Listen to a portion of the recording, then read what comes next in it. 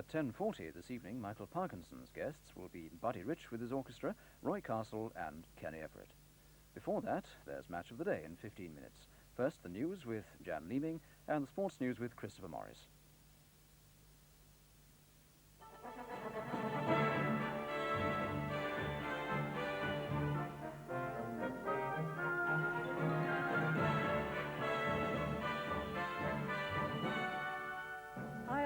Suspect Gerard Tuitt is charged in Ireland with conspiracy to cause explosions in England. Defiance in a Cairo court, but 5 are sentenced to death for the murder of President Sadat. An historic moment for South African sport as their cricketers take on the English rebels. And England beat Wales at Twickenham, but Ireland win the championship.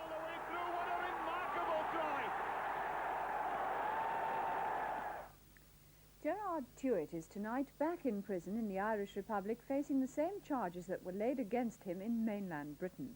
It's the first time the Irish anti-terrorist legislation has been used in this way. Gerard Tuitt escaped from prison in London 15 months ago while awaiting trial for bombing offences. He was picked up by the Irish police in Drogheda 2 days ago and appeared before the Special Criminal Court in Dublin this morning.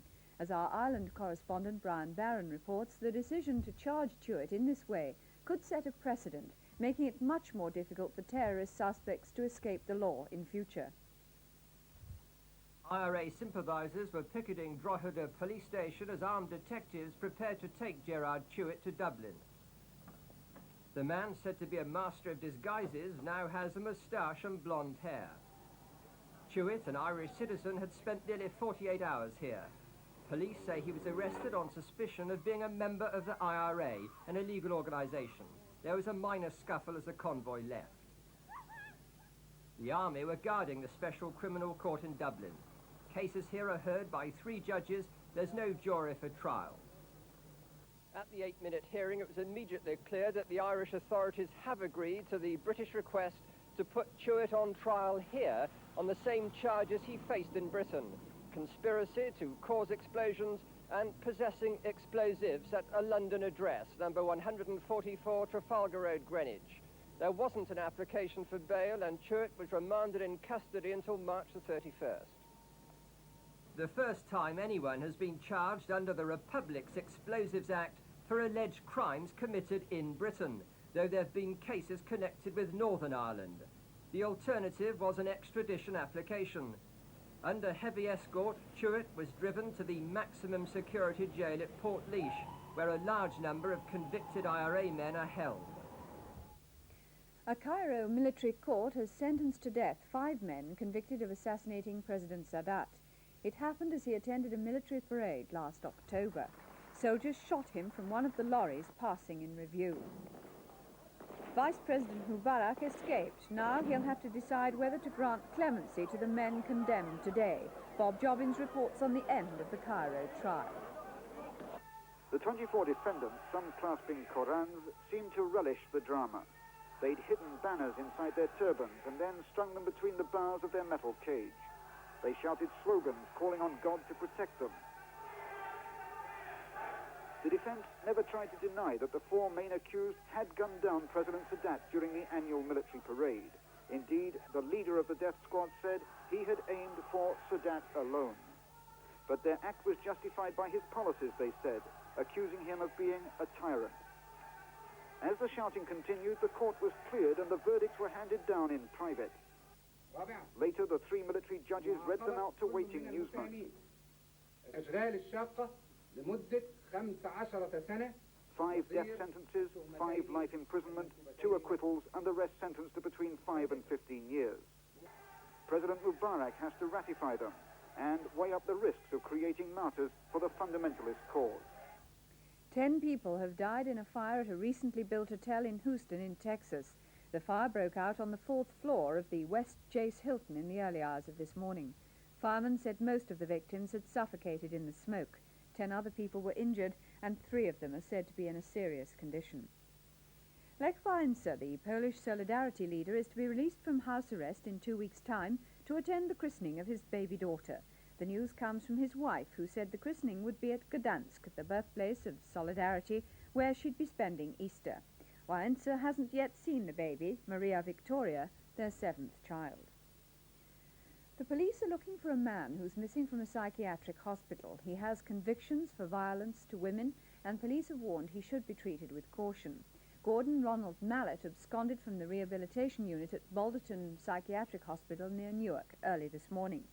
He's described as 5 foot 10 inches tall, thinly built, and with grey hair and blue eyes. This photograph was taken 10 years ago. Today he was wearing a blue anorak, shirt and trousers, and brown boots.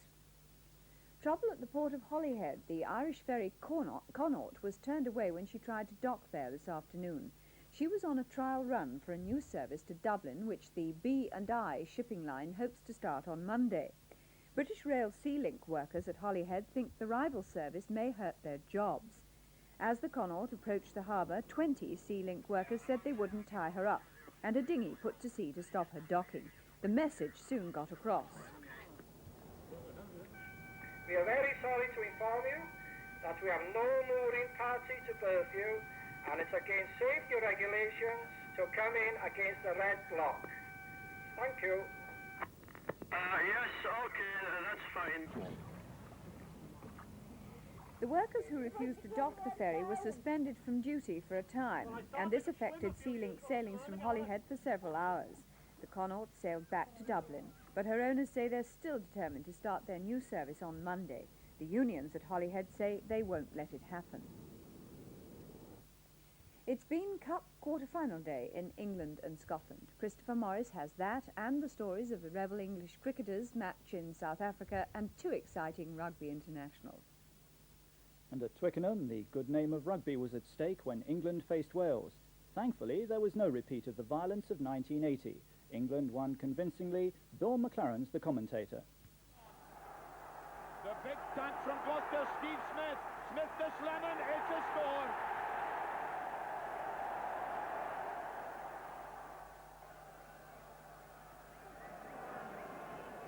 Gareth Davis had the dropout. Steve Smith once again. There's a thumping tackle there by Clive Burgess. Oh, it's a breakthrough by Carlton. Carlton all the way through. What a remarkable try.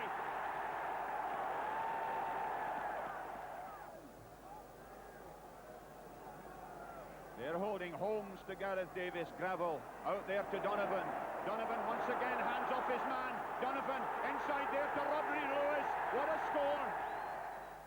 The score, England 17 points, Wales 7. At Murrayfield, Scotland had a brilliant second half against France. Nigel Starmer-Smith's the commentator. That looks on target, and it is. Midfield on the 22. Laidlaw goes for the break, almost through. He is now 10 metres out. The drive by Scotland. The pick up by Deans. Still Scotland in possession. Superb work by the pack. Surely a try. Relevant through. The score, Scotland 16 points, France 7. Ireland, of course, weren't playing today. They celebrated England's victory instead, since it ensures Ireland are now the undisputed champions. Before the game at Twickenham, a Welsh dragon on a flying visit to London was fined for being drunk and disorderly. The dragon, alias Edward Prosser from Glamorgan, didn't like his night in the cells. Yes, the food was terrible because obviously that particular policeman had never booked a dragon before. Because if he'd studied dragonology, the law of dragonology, he would have known that the breakfast for a dragon is 100 weight of coal and a box of firelighters. And so you're a bit peckish now? Terribly peckish. I mean, I would have breathed fire in there, but what could I do? I hadn't had my breakfast. Can we see what you look like? Do you think that's wise?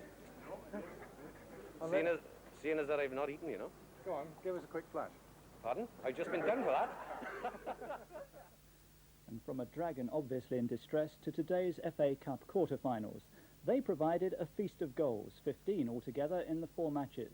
A goal just 2 minutes from time took Queen's Park Rangers into the semi-finals for the first time in their history. Ironically, Clive Allen scored the winner against Crystal Palace, the team who paid £1 million for Allen and then discarded him back to QPR. Cyril Regis scored his 20th goal of the season to put West Bromwich on their way to a 2-0 victory against Coventry.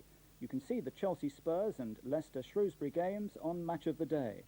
The 5th round of the Scottish FA Cup was played today, and the teams through to the semi-finals are Aberdeen, Forfar, Rangers and St Mirren. A big police operation was needed to control the 42,000 fans at the Chelsea game. Despite 130 arrests, police chiefs said they were generally satisfied. There was more serious trouble during the other All-London FA Cup match at Queen's Park Rangers, with crowds invading the pitch. And at Swindon, fighting among Bristol Rovers supporters led to a policeman being taken to hospital unconscious. Britain's Richard Lewis lost in straight sets to the Italian Corrado Barazzuzzi in the Davis Cup in Rome. The defeat wiped out Britain's overnight lead. And when Jonathan Smith and Andrew Jarrett were beaten in the doubles against Panatta and Bertolucci, again in straight sets, Italy went 2-1 up.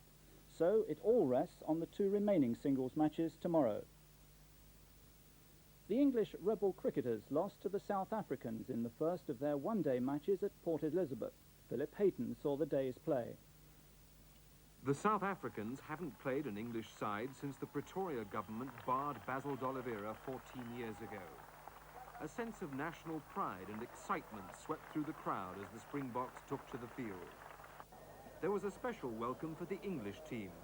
Opening batsmen Jeff Boycott and Graham Gooch were cheered for defying international pressure and risking their careers.